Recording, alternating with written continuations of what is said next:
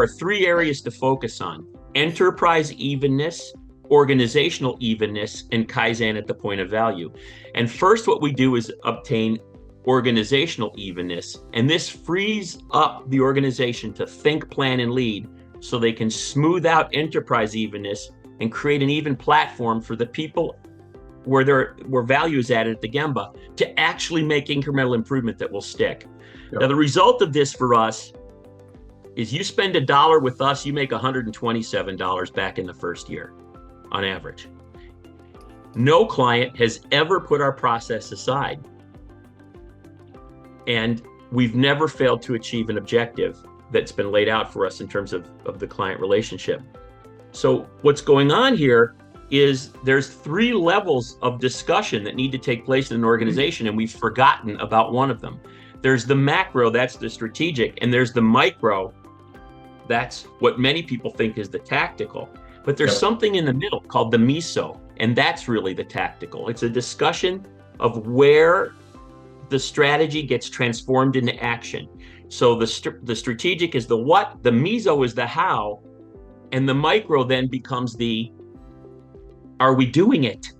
Is it working? How's it going? And so on.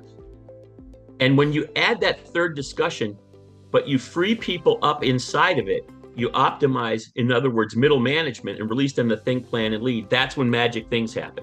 That's what's going on with Playbooks. Playbooks is creating a discipline and an evenness which frees people up. It doesn't bind them, it frees them up to think, plan, and lead. But what we found is, until you explain to management teams, and it's not just a single conversation, it's a learning process that takes some time. Until you explain this to management teams, they don't know how to actualize it. They don't understand the key points associated with animating it, keeping it animated, and optimizing it so that it becomes embedded in their culture. We know how to do it. In other words, we know how to defeat the Hawthorne effect.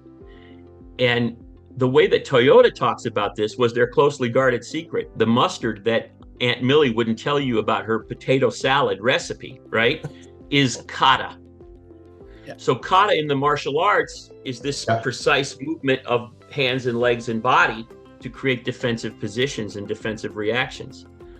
Taichi Ono, the great engineer of the Toyota family, learned this and learned that he could transfer it to management practices and develop this idea of leadership katas.